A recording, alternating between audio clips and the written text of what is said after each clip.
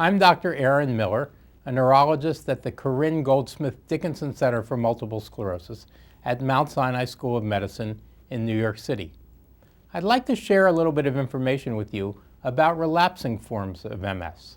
Relapses, which we sometimes call exacerbations or attacks, are periods of time in which a person with MS fairly rapidly develops new neurological symptoms or a worsening of previous symptoms.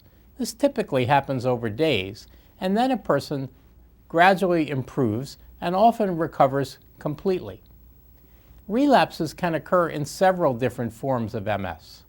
Most people with MS, about 85%, start out with what we call relapsing remitting MS, and this disease features recurrent attacks or relapses. A second form of MS in which relapses occur is called progressive relapsing MS. This is a very unusual form of the disease and affects fewer than 5% of people. These are people who start off looking as if their disease is getting gradually worse, but superimposed on this are occasional relapses or flare-ups.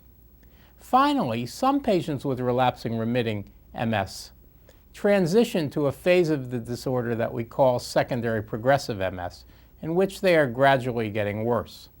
But even patients with secondary progressive MS sometimes experience relapses.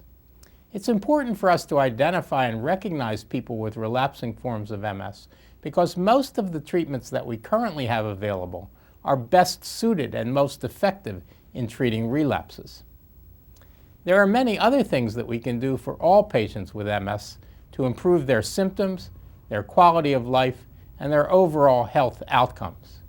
If you would like more information about relapsing forms of MS, please contact the National Multiple Sclerosis Society.